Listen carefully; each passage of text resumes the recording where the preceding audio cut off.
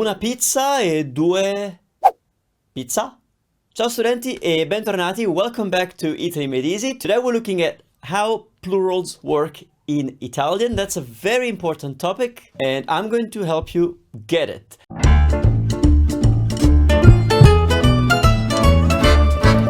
If we haven't met before, my name is Manu Venditti and here at Italy Made Easy we help people like you become fluent in Italian. We've helped thousands, literally thousands of people finally unlock their Italian potential. So I hope that this free series here on YouTube is helping you getting started. And if you want to go deeper, we have tons of courses on our platform. Go and check them out. Before I tell you how you can make a noun plural and adjectives, let's review what you already know. So we said that most nouns and adjectives that end in O, you can kind of assume that they're masculine nouns. It's very important for you to know the gender of a noun because it will affect how the adjective looks like and which articles we are going to use and so many other consequences. And so masculine nouns tend to end in O in the singular. So far, you've only learned how to speak in the singular. So you said things like ragazzo, libro, panino, all those masculine words. Feminine nouns and adjectives that end in A tend to be feminine. There are exceptions, we've seen a few, but mostly go with the idea that a word ends in A. If it's a noun, you can assume that it's a feminine noun, and then everything else that you say should be in the feminine singular in this case. We also look at, unfortunately, there's a bunch of words, both nouns and adjectives in Italian that don't end in O or A, they actually end in E. For those ones, it's a little more tricky because you don't know just looking at the word what they are, and I've taught you a few tricks on how you can make sense, guess to the best of your ability. So we had words like panino, which is a sandwich, so it's a masculine noun. If we want to stick in an indefinite article, which we've covered in a previous lesson, we would say un panino, a sandwich. Libro, masculine word, un libro. Coperta, feminine word, a blanket, una coperta. Porta, another feminine word, how do you say a door? Una porta. Cane, you don't know. Meaning, if you look at the word, you cannot guess it. And that is why I teach you to learn the words with their gender and their article. We haven't really fully learned articles. You only have indefinite articles at this point. But if you learn to say un cane, you would have known that cane is a masculine word. So un cane, masculine. And chiave, this is key. And what gender is it? Maybe you remember that it's feminine, or you would have to look it up, right? So adjectives kind of do the same thing. And so we assume that rosso means red for a singular masculine item, rosso. Nero means black, again, singular masculine. Rossa is singular feminine. And so if you're describing something that it's red, you need to know the gender of the thing that you're describing for you to decide whether you need to say rosso or rossa. Nera, feminine for black.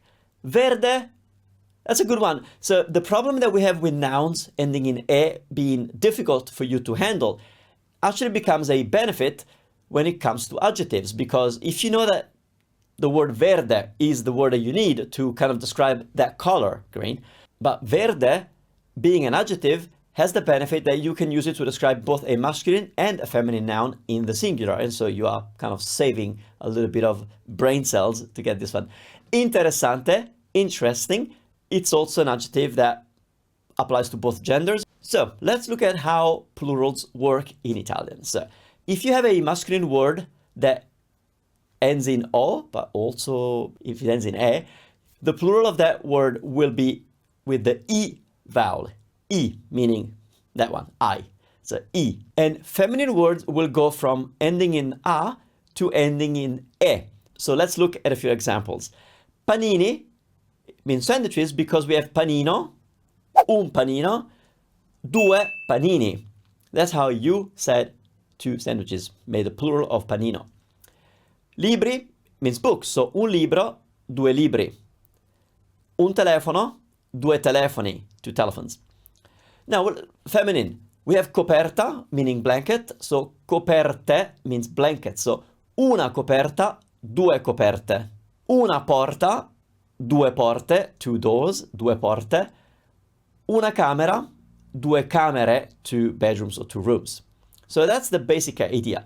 Now, most nouns that end in e, regardless of what gender they are, they'll have the plural in e. I say most of them because there is a few exceptions, but we have already learned a few, so let's see how that works.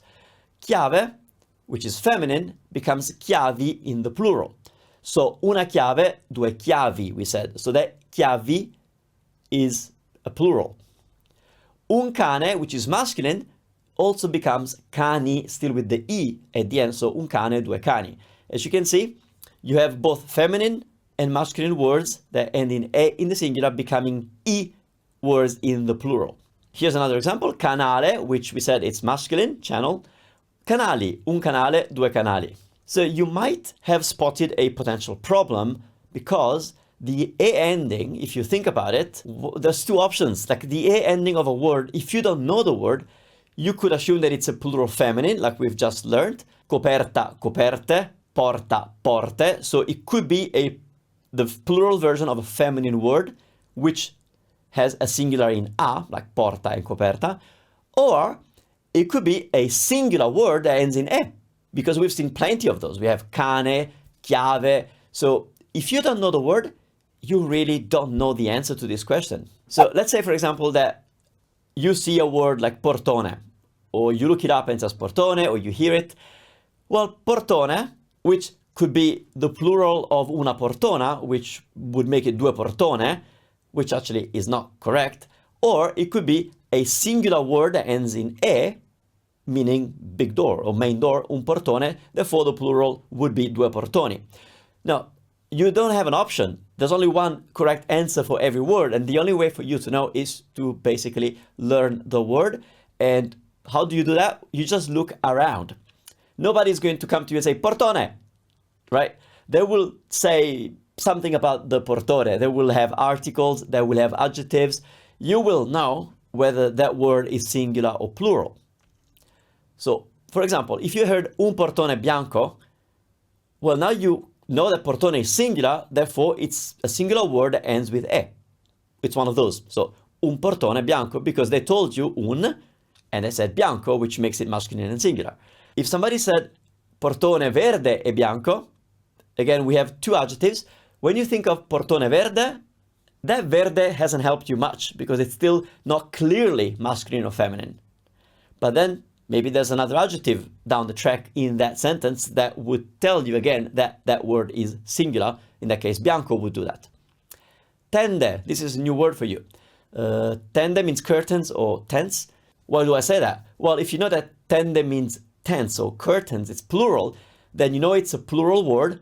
If you look at the chart that I'll show you in a minute, you know that words that end in e and that are plural are feminine words that went from singular, tenda, to the plural, tende. So it's a little complicated, I know that, but over time you will get used to it. So here's another one, ventilatore. If you were given this word, you probably wouldn't know what it is, but if I told you it means fan, or basically I wouldn't tell you what it means, but I would kind of indicate that it's a singular word because there's only one fan in the room, then you would know that it's a singular word that ends with the e, not a plural, because the context would tell you. So now you try. Poltrone. Is it a masculine word or a feminine word? Take a second to think about it. On the screen you can see that it's a plural because I said it means armchairs, and so it's a plural word. That makes it what? Feminine. Feminine plural. Meaning it's the plural of a word that has a singular in a, poltrona, meaning armchair, single armchair.